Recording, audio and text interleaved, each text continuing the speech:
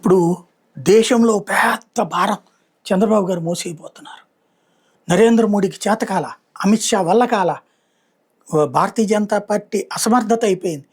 దాంతో దేశంలో రిజర్వేషన్ల సంఖ్య 50% సీట్లు పెంచడానికి అసెంబ్లీలో పార్లమెంట్లో ఉన్న వాటిని అఖిలేష్ యాదవ్ను ఒప్పించడం, తేజస్వి యాదవ్ను ఒప్పించడం, ఉద్ధవ్ థాకరేని ఒప్పించడం, మమతా బెనర్జీని ఒప్పించడం, రాహుల్ గాంధీని ఒప్పించడం, అట్లా కమ్యూనిస్టులు ఒప్పించడం, ఈ పనంతా చంద్రబాబు గారిని ఎత్తినేసుకున్నారట.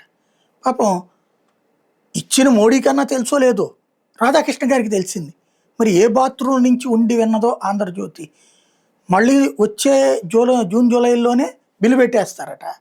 పెట్టేసేసి ముందేమో 50% రిజర్వేషన్లు సీట్లు పెంచడం, ఆ తర్వాత మహిళా రిజర్వేషన్ బిల్లు, ఈ రెండు కూడా పెట్టేస్తారట. బాబు గారికి ఆ బాధ్యత అప్పచెప్పేశారట. ఇంతకీ బాబు గారికి తెలుసా లేదా ఆ విషయం అన్నటువంటి సంగతి. ఎందుకు ఇట్లాంటి ఓవర్ హైపు? ఇప్పుడు ముందు అక్కడ 50% సీట్లకే వాళ్ళు వ్యతిరేకం పెంచడం. 50% సీట్లు పెంచడం వాళ్ళకి ఇష్టం లేదు. ఎందుకంటే వాళ్ళ దగ్గర అభ్యర్థులు లేరు. ఇప్పుడున్న వాళ్ళకే టికెట్లకు దిక్కు లేదు, మనుషులు దొరకట్ల చాలా రాష్ట్రాల్లో. ఇంకో 50% పెంచితే టికెట్లు పోటీ చేయడానికి మనుషులు లేక చాలా చోట్ల దిక్కుమాలిన పరిస్థితి అయిపోతుంది. కమ్యూనిస్టులకే ఆడున్నారు ప్రతి నియోజకవర్గంలో పోటీ చేయడానికి, లేకపోతే కాంగ్రెస్కి ఎక్కడున్నారు ప్రతి నియోజకవర్గంలో పోటీ చేయడానికి, డబ్బులు ఖర్చు పెట్టుకుని పోటీ చేయగలిగిన వాళ్ళు. కాబట్టి వాళ్ళు వ్యతిరేకిస్తున్నారు. పైగా మహిళా రిజర్వేషన్ కూడా పెడితే ఇంకా అసలు ఇలా బతుకులు బస్ స్టాండ్ అయిపోతాయి.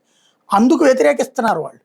వాళ్ళని ఖచ్చితంగా మోడీ చేస్తాడు. అమిత్ షా ప్లాన్ చేస్తున్నది ఏంటంటే, ఇప్పుడు బెంగాల్లో ఉంది, నిదానంగా రాజ్యసభ సీట్లు వీళ్ళకే వస్తాయి.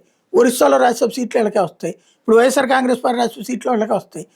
ఇప్పుడు 2/3 దగ్గరికి వెళ్తారు. అది 2028 ఆ టైంకి 2/3 ఇటు వెళ్తారు. ఇప్పుడు ఏఐఏడిఎంకే రాజ్యసభ సభ్యులు, డిఎంకేకి సంబంధించిన వాళ్ళు, అక్కడ తృణమూల్ వాళ్ళు, ఎన్సీపీ వాళ్ళు, వీళ్ళు కూడా కనుక బీజేపీకి టర్న్ అవ్వడం కానీ లేదా బీజేపీకి మద్దతు ఇచ్చేందుకు బీజేపీ ప్రయత్నాలు చేస్తోంది వాళ్ళతో.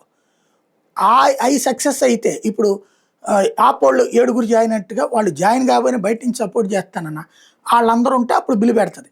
అది 28 ఆ లెక్కని చేస్తారు, 27, 28 అలా వాళ్ళు ఎట్టగు చేస్తారు. ఆ క్రెడిట్ చంద్రబాబు గారికి ఇప్పుడే రాసి ఇచ్చేసాడు అనమాట.